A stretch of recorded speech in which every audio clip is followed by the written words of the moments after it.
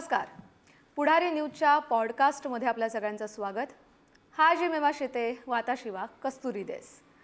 माझं नाव तर तुम्हाला कळलंय, पण मी वापरलेली भाषा कदाचित तुम्हाला कळली नसेल. ज्या देशाची आपण भारतात सारखी उपमा देत असतो, त्यांचे रस्ते, त्यांचं राहणीमान, स्वच्छता या सगळ्या गोष्टींचं भरभरून कौतुक करत असतो, त्या निहोन म्हणजेच जपान या देशाची ही जॅपनीज भाषा. जपानी संस्कृतीत काइझेन अशी एक संकल्पना आहे. काइझेन म्हणजे दररोज स्वतःमध्ये छोटीशी सुधारणा करत राहणं, जी अर्थात आपलं आयुष्य बदलायला मदत करते. आणि तेच ध्येय घेऊन एक आजोबा निहोंगोच्या म्हणजेच जपानी भाषेच्या मार्गावर निघालेत. आज आपल्याला त्यांच्याशी खूप गप्पा मारायच्या आहेत. वयाच्या 60 नंतरही इतका उत्साह, जिद्द, सातत्य त्यांनी नेमकं आणलं तरी कुठून? जपानी भाषेचं महत्त्व काय असतं? असे अनेक प्रश्न आहेत. स्वागत करूया जपानी आजोबांचं, म्हणजे अर्थातच विद्याधर परांजपे यांचं. आजोबा, तुमचं खूप खूप स्वागत आहे. नमस्कार. कोनिचिवा. हाजिमे मास्ते. दोजो योरोशिगो ओनेगाईशिमास. खूप मज्जा आली. आम्ही तुमचे व्हिडिओ नेहमी बघतो, पण तुमच्या दिवसाची सुरुवात नेमकी कशी होते? माझ्या दिवसाची माझं नित्य जे काही पूजापाठ झाली की नेहमीची कामं आटपून मी अभ्यास करायला बसतो. जसं शाळेत आपण बसायचो तशा टाईप बसतो. थोडा थोडा करतो, जास्त नाही. आणि मग करत करत करत दिवसातनं ज्या ज्या वस्तू दिसतात त्या वस्तूंना जपानीमध्ये काय म्हणत असतील बरं, असा विचार करतो. मग वेळ मिळेल तर ते पुस्तक उघडून नोटिंग करतो. म्हणजे अजूनही खोटं वाटेल मला, मी पाटी आणि पेन्सिल विकत आणले त्याच्याकरता, त्याच्यावर लिहितो. पटकन पुसता येतं. काही चूक झाली तर ती सुधारता येते. खूप छान. आता तुम्ही तर म्हणजे तुमच्या वयाचे जे सगळे आहेत ते 60 नंतर तर रिटायरमेंट घेतात आणि एकदम चिल लाईफ जगत असतात. पण तुम्ही पुन्हा विद्यार्थी झालात आजोबा. हे कसं म्हणजे सुचलं? कोणी इन्स्पायर केलं तुम्हाला? इन्स्पायर मेन माझी नात. अच्छा. नातीकडे बघून तिला तिच्या पद्धतीने कसं तिला कम्युनिकेट करता येईल, तिच्याशी मी कसा जवळीक साधू शकेल. कारण आमच्या घरात मुलाकडनं इन्स्पिरेशन घेतलं, कारण तो ह्या भाषी भाषा शिकलेला आहे, जपानी भाषा शिकलेला आहे. तो मागे पुढे उद्या ते समजा जर जपानला गेले, माझी सून पण शिकते, तर मला नातीशी संवाद साधता यायला पाहिजे ना. आणि ती माझी इन्स्पिरेशन आहे मेन म्हणजे. तर म्हणून म्हटलं आपण पण विद्यार्थी दशेत जाऊनच जपानी भाषा शिकली पाहिजे. अगदी आपल्यात अ आ इ असतं तसं आई ओ ए ओ त्यांचं जे आहे तशा पद्धतीने. केवढी आहे नात तुमची? नाव काय? माझी 1.5 वर्षाचे अरिणी नाव. अरिणी. वा. ती बोलते का काही शब्द? नाही, आता ती बाबा आई एवढं बोलायला लागले. पण आम्ही घरात तिच्याशी बोलताना बरेचदा जपानी शब्द मुद्दामून बोललो की तिच्या कानावर पडावेत. पण तुम्हाला असं वाटलं नाही की माझ्या मुलाला जॅपनीज भाषा येते, तर घरात दुसरी कुठली तरी भाषा आपण शिकावी, जपानी हीच भाषा का निवडली? छान. कारण एक तर पहिल्यापासून मला जपान देशाबद्दल खूप प्रेम होतं. म्हणजे शाळेत असताना आमच्या इथे ते असे चॉकलेट्स मिळायचे, त्याला रॅपल्स असायचे. त्याच्यात जपान देशाचा जर आला तर मी एक्सचेंज करत नसे सहसा, बाकीचे सगळे करायचो. इतकं मला त्या देशाबद्दल प्रेम होतं.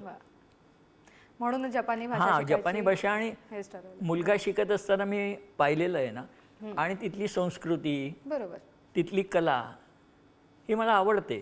याच्या आधी तुम्ही म्हणजे प्रोफेसर होता, तुमचं आधीचं प्रोफेशन काय? नाही, माझा प्रोफेशन एकदम वेगळं आहे. मी एज्युकेशन क्षेत्रात कुठेही काही नव्हतो. अच्छा. माझं ट्रॅव्हलिंग, टूर्स अँड ट्रॅव्हल्स म्हणजे पर्यटन, हे माझं मेन क्षेत्र होतं. पण तिथे पण अभ्यासाचा विषय निघायचाच. कारण काय की त्या स्थळाची माहिती सांगायची, म्हणजे माहिती आधी करून घ्यायला पाहिजे आणि नंतर सांगायची. म्हणजे मी ॲज अ टूर गाईड म्हणून ऑल ओव्हर इंडिया फिरत होतो. आणि मग त्यात तुम्हाला तेव्हा फॉरेन लँग्वेज येत होती तुम्हाला? नाही, कुठलीही नाही. तेव्हा फक्त आपलं मराठी, हिंदी, इंग्रजी असंच. मग तुम्ही आता ही जपानी भाषा शिकायला लागलात. आता तुम्ही छान छोटे छोटे व्हिडिओ बनवताय. आता हे तुम्ही समोरच्यांना शिकवताय सुद्धा. ही संकल्पना कुठून सुचली? ही संकल्पना म्हणजे अशी की मी शिकायला लागल्यावर ना मला खूप असे प्रश्न पडले. तर म्हटलं मला हे जे प्रश्न पडतात हे तसं म्हणायला गेल्यावर हे बाहेरच्या शिकणाऱ्या याच्यात बालिश वाटतील, हो. पण मला पडायचे प्रश्न. मग अगदी तळागाळातनं प्रश्न असणारा माणूस मला जर पडतात तर समोरच्याला पण पडू शकतात. बरोबर. मग मी जर ते शेअर केलं त्याच्याबरोबर, तर माझ्या पद्धतीने मी कसं शिकतोय त्याच्याशी शेअर करीन आणि त्यातून मला पण शिकायला मिळेल. त्यामुळे माझी मूळ विषयाची आवड, त्याला द्यायला लागणारा वेळ आणि त्यातून फक्त मी माझ्या स्वतःसाठी शिकत नाही. माझं मोठं आहे की माझ्यासारखं मी शेअर करून अजून कोणीतरी त्याच्यातनं प्रवृत्त व्हावं आणि पुढे त्याच्या व्यवसायात म्हणा किंवा नोकरीत त्यांनी उत्कर्ष साधावा.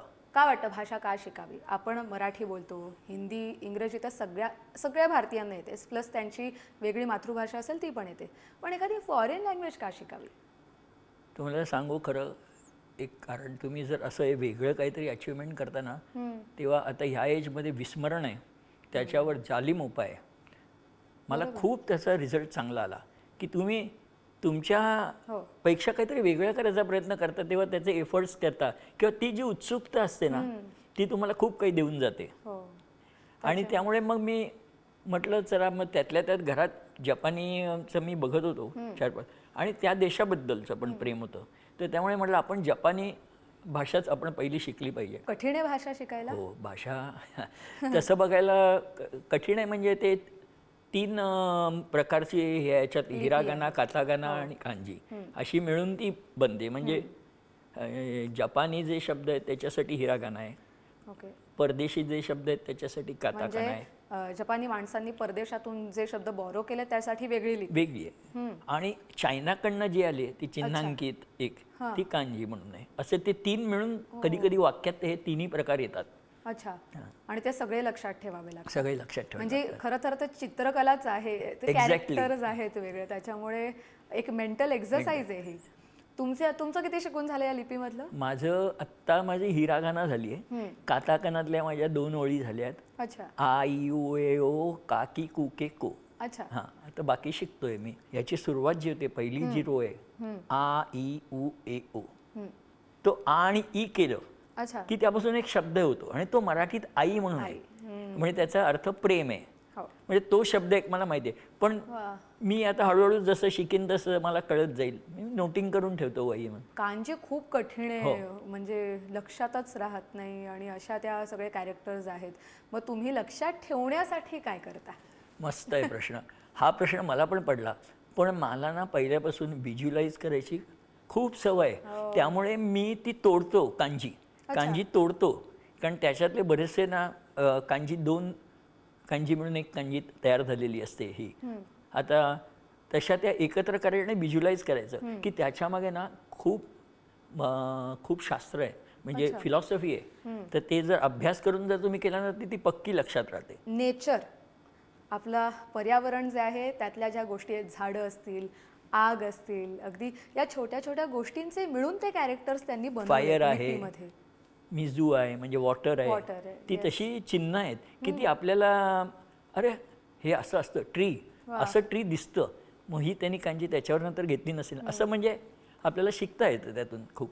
त्या कांजीमध्ये ना छोट्या छोट्या स्टोरी अशा दडलेल्या आहेत. अच्छा, हां, एखादी स्टोरी म्हणजे असं आता फायर आहे किंवा एक ट्री आहे, ते ट्री एकाला एक दुसरी जोडली, 2 ट्री अशा झाल्या की ते मोठं वृंदावन, आणि ते 3 केलं की मग फॉरेस्ट झालं. अच्छा, हां, कांजी त्याच आहेत पण त्याचे अर्थ बदलतात. वाव, किती इंटरेस्टिंग आहे हे. तसं तुम्ही असं पटकन जॅपनीज अक्षरं लक्षात राहावीत किंवा त्यासाठी असं काही वापर केला गाण्याचा आत्तापर्यंत? हां, मी म्हणजे मी लक्षात ठेवायला बघितले. हां, आई उए ओ काकी कुके को साशी सुसे सो ताची सुते तो, म्हणजे अशा धर्तीने मी ते लयबद्ध करून मी ते लक्षात ठेवतो. कारण काहीच आहेत ना तर ताची तू नाही सू आहे, ताची सू ते सुनामीवाला. हां, म्हणजे हे जे असे छोटे छोटे आहेत ना, फू आहे नंतर, म्हणजे हे तुम्ही जर गाण्याचे म्हणजे प्रत्येकाची पद्धत वेगळी असते, म्हणजे ताची सू ते तो. पण ते असं सरळ वाचण्याच्या ऐवजी गाणी म्हणजे कशी आपण ऐकून कुठल्या लगेच याला लक्षात रिदम ठेवतो. असेल ना तर ते झटकन तुमच्या लक्षात राहतं. बरोबर. त्याच्यामुळे इझी तुम्ही स्वतःचेच असे सोल्युशन शोधताय की ही भाषा शोधतो म्हणजे माझ्यासाठी हे टास्क आहे ना, माझ्यासाठी हे ड्रॉइंग आहे, माझ्यासाठी हे संगीत आहे, माझ्यासाठी एक नवीन भाषा आहे, माझ्यासाठी स्ट्रोक्स आहेत. मला लिहायला खूप आवडतं, त्यामुळे मी चित्रकला आवडते. पेन्सिल हातात धरले की मी वेगवेगळे असं डिझाईन करतो. तर ही तर केवढी तरी आपल्याला एक छान आहे आणि त्याच्या मागे खूपच. खूप अभ्यास आहे. आजोबा त्यांचे जे स्ट्रोक्स असतात जॅपनीज लिपीमधले ते स्ट्रोक्स पण ठराविकच असतात. ठराविक आहे म्हणजे आणि त्या तुम्ही असंच पद्धतीनेच काहीतरी यायला काढली नाही चालत नाही त्यात. लेफ्ट टू राईट किंवा अप टू डाऊन असे त्या पद्धतीनेच यायला पाहिजेत. वा, आणि ते चुकले तर मग चुकले तर अर्थ बदलतो किंवा तो शब्द होत नाही तयार. तुम्ही अॅनिमे बघता का हो आजोबा? ॲनिमे आता बघायला लागणार आहे, मला आवडतं, पण अजून सुरुवात आहे की काय. तुम्ही त्यावर व्हिडिओ पण केलाय, हो, म्हणजे सजेशन्स तुम्हाला आली मग आली, कुठल्या? खूप आल्या खूप, पण पण कुठली बघायची तेच कळत नव्हतं. मग प्रत्येक जण आपापली आवडती आहे ती सांगत होता. हो. आता पण बघीन मी अच्छा. एक अभ्यासाच्या दृष्टीने. हो, कारण ना म्हणजे जर कुठली भाषा शिकायची असेल तर ती ऐकून जास्त लक्षात राहते, किंवा मूवीजमधून इवन इंग्रजी आपल्याला शिकायची असते तर इंग्लिश मूवीज बघा किंवा पेपर वाचा असं सांगितलं जातं. आता आपली मातृभाषा मराठी आहे. बऱ्याचदा काही फॉरेन लँग्वेजेसमधले टर्म्स असतात ते आपल्या मातृभाषेला असे सिमिलर जातात. तशी मराठी आणि जॅपनीज या भाषांमध्ये काही साम्य आहे? खूप साम्य आहे, खूप साम्य आहे. म्हणजे मातृभाषा आपल्या मराठीतनं जपानी शिकणं खूप सोपं आहे. कारण त्यांचं व्याकरण आणि जी वाक्यरचना आहे ती मराठीशी मिळती जुळती आहे. कर्ता कर्म क्रियापद. तर त्यामुळे ते शिकायला सोपं जातं. किती छान. कुठलीही भाषा शिकताना आपण फक्त त्या देशाची भाषा शिकत नाही, तर त्याच्या मागची संस्कृती पण असते, त्यांचं रोजचं जगणं असतं, खाणं पिणं, राहणीमान, खूप गोष्टी असतात. तुम्हाला जपानबद्दल काय वाटतं? एक तर आदरातिथ्य, त्याच्यात पोलाइटनेस, उगाच काम नसेल तेव्हा जास्त लुडबुड दुसऱ्याच्या मध्ये करायची नाही, आपण बरं आपलं काम कर, आणि एक आपल्या देशाबद्दलचं प्रेम त्यांचं, हे गुण मला खूप आवडतात त्यांचे. त्यांच्या इथे तुम्हाला सहसा असं कधी दिसणारच नाही की ती गोष्ट त्या ठिकाणी जे त्यांचे काय कचऱ्याचे डबे असतील म्हणा काय त्याच्यातच जाऊन ते टाकणार. ओला कचरा, सुका कचरा असं ते वेगवेगळे आपल्यात जसे आता हल्ली केलेत तसे त्यांच्या इथे पहिल्यापासून आहे. तुम्ही जपानला गेला तर कुठे असं तिकडे जायला आवडेल किंवा कुठल्या भागात राहायला आवडेल?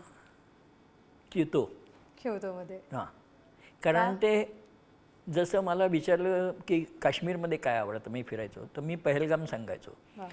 श्रीनगर आहे पण पहलगामची जी ब्युटी आहे ती अजून म्हणजे असं बघायला समोर बघितल्यावर डोंगर पर्वत दिसतो. तसं क्योतोमध्ये त्यांची मंदिरं आहेत खूप चांगली चांगली, आणि निसर्ग सौंदर्य या दृष्टीने क्योतो आवडतात. ते शहरीकरण तेवढं झालेलं नाही जेवढं टोकियोला झालंय म्हणजे गावची एक हवा असते तसं तिथलं आहे ते. असं म्हणतात की कुठलीही भाषा शिकताना किंवा कुठलीही कला शिकताना ना खूप लहान वयात सुरुवात केली ना की आपलं डोकं खूप शार्प असतं त्यावेळेला. म्हणजे आपण जास्त प्रश्न विचारत नाहीत, आपण जे दिलंय ते करतो, त्यामुळे ते पटकन आत्मसात केलं जातं. तुम्ही तर आत्ता म्हणजे सगळे आयुष्यातले अनुभव घेऊन झाल्यानंतर आता पुन्हा एकदा विद्यार्थी बनून पुन्हा एक नवा मार्ग निवडलाय.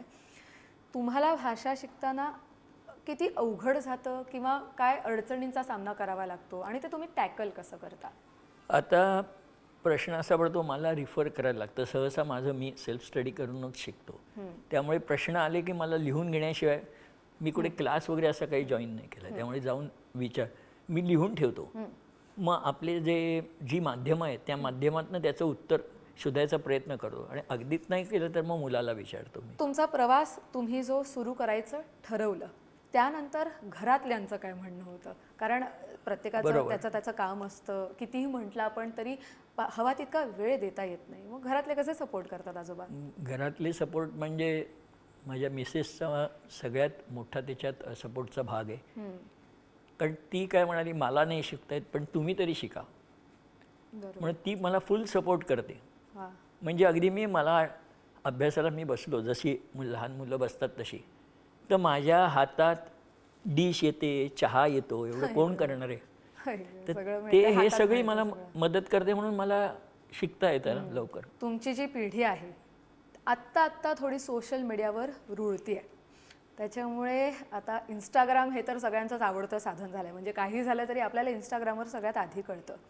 पण मग तुम्ही हे स्वतःहून ठरवलं की आपण पण आता जॅपनीजचे व्हिडिओ करायचे आणि इंस्टाग्रामवर टाकायचे?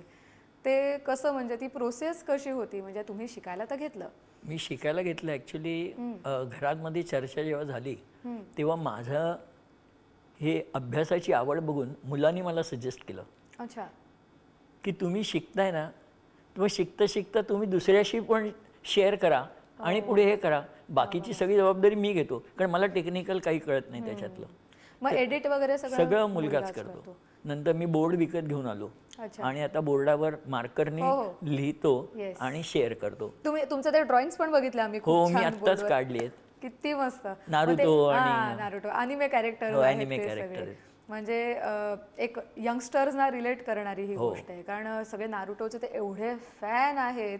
अनिमे म्हणजे माझ्या वयाचं तर सोडून द्या, अजून यंगस्टर्स जेनझी किंवा जेन अल्फा पण आहेत ना, ते तासन तास ते अनिमे बघत बसतात. म्हणजे ते इतकं त्यांना रिअल लाईफमध्ये कनेक्ट करणारी गोष्ट आहे. इंस्टाग्रामवर आता तुम्ही तर व्हिडिओ पोस्ट करायला सुरुवात केली आहे, पण तुम्ही इतरांचे व्हिडिओ किती बघता? म्हणजे तुम्ही इंस्टाग्राम एकूणच किती कन्झ्युम करता? वेळ किती घालवता? बघतो, यूट्यूब पण बघतो, इन्स्टा पण बघतो. वा. इन्स्टावर मला नवीन असं काही एखादं म्हणजे माझ्या आवडीचं याच्यात पर्यटन मिळालं किंवा एखाद्याने एखादी कला. आता मागे एक बघितला, त्या ज्या मॅडम होत्या त्यांनी दांडपट्टा फिरवलेला, हो, तर तो एक व्हिडिओ. म्हणजे असं मला वेगवेगळं बघायला आवडतं. नवीन कला असं. हां, नवीन कला बघतो मी, एन्जॉय करतो. आणि वा. मी सांगतो ना, मी जे बघतो ते फुल एन्जॉय करतो. वा.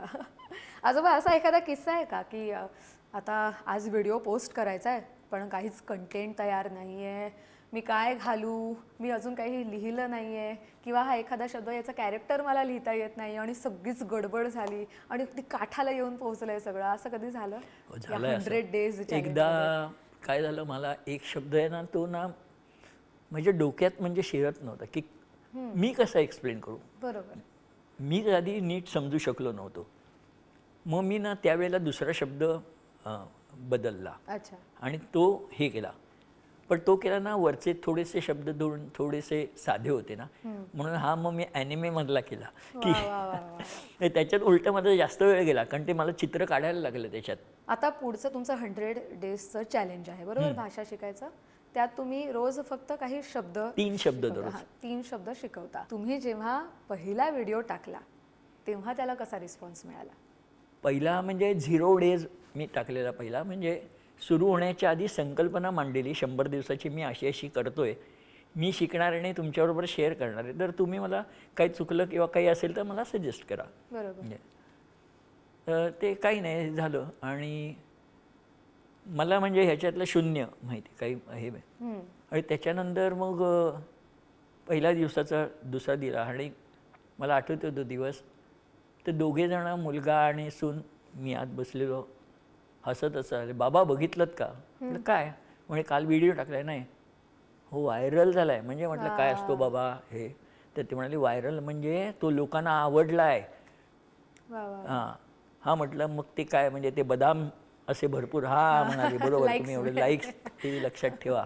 मला त्याचे ना अजून कोडवड तेवढे माहीत नव्हती. हळूहळू आता माहिती झाले की काय असतं, पोस्ट कशी करतात, सेव्ह कसा करतात, मित्राला पाठवायचं असेल तर पुढे कसं पाठव. मग मुलांनी ते असे दाखवली, ह्या सिम्बॉलचा अर्थ हा आहे, ह्या सिम्बॉलचा अर्थ हा आहे. आता मजा वाटते. आता तुमचं हे 100 डेजचं चॅलेंज आहे, ते पूर्ण झाल्यानंतर तुम्ही असं काय ठरवलंय की त्याच्यानंतर काय करायचं, किंवा अशी एक टाईमलाईन ठरवली आहे पुढची? मी शिकत तर राहणार हे निश्चित आहे. येस. आता ह्यांची अवेलेबिलिटी कशी आहे त्याप्रमाणे, कारण ते शूट करायचं आणि हे करायचं म्हणजे टेक्निकल सगळं मुलगा बघतो. बरोबर. मग त्याच्यानुसार नाही तर मग आठवड्यातनं तरी 2 पण करत राहणार. मी कनेक्ट असणार सगळ्यांशी. तर हे माध्यम कसं काय साथ देत आहे ते मला नाही माहीत. पण एरवी पण मला खूप जणं हे करतात की, आता एकाने मला प्रश्न विचारला, इतके मजेशीर प्रश्न आहेत, आता मजा मी एन्जॉय करतो, की तुम्ही आता N5च्या परीक्षेला आपण सेंटरवर भेटू असं. तर मी N5 देणार आहे. व्हिडिओ टाकलाय. तर मी म्हटलं माझंच अजून निश्चित नाही N5 द्यायची की नाही. माझा अभ्यास पूर्ण झाला तर निश्चित भेटू आपण. आणि सांगतो की किती लोक सिन्सिअरली करतात. मी सांगितलेलं की तुम्ही वही पेनने लिहायला सुरुवात केली असेल तर मला फक्त हो म्हणून पाठवा. हा. इतक्या जणांचे काय जणांनी फोटो सकट पाठवलं, वही पेना सकट हे केलेलं. म्हणजे हे करतायत बघून बरं वाटतं. म्हणजे आपण शिक्षकाला अभ्यास केला, होमवर्क आपला हो, गृहपाठ हां, केल्यानंतर गृहपाठ. कसं दाखवतो तसं त्यांनी तुम्हाला दाखवलं. दाखवलं. असे अजून काही कमेंट्सचे किस्से आहेत? खूप छान असं काहीतरी एकदम अतरंगीच काहीतरी कमेंट हा आली. अतरंगी म्हणजे एकाने सांगितलं, अरे आजोबा ना आता व्हिडिओ करता करता जपानी दिसायला लागलेत. हो, मी आता तुम्हाला म्हणणार होते, हा तुम्ही जो आउटफिट केलाय हा प्रॉपर जॅपनीज आउटफिट आहे. ह्याला काहीतरी नाव पण असेलच अर्थात. काय म्हणतात त्याला? किमोगो. किमोगो. वाव. इन्स्टावर एक अजून छान पोस्ट आलेली की आज आम्हाला इन्स्टाची पॉझिटिव्ह बाजू पण कळली, एक वेगळी दिशा पण कळली. म्हणजे Yes. हा व्हिडिओ बघून त्यांनी केलेली होती ती, की इन्स्टावर असे पण कंटेंट्सवाले येतात. बरोबर आहे. आपण म्हणजे कुठलीही गोष्ट असली की त्याचे दोन दोन बाजू आहेत. बाजू असतातच. तर चांगलीही असतेच, वाईटही असतेच. सगळ्याच गोष्टी कन्झ्युम करतात, पण कुठली निवडायची हे आपल्या हातात असतं. मी दोन ह्याच्यात व्हिडिओ केलेला, गणपती आणि गुरुपौर्णिमा, त्या मी केलेल्या. हो. हां. तुम्ही वारीसाठी पण हो.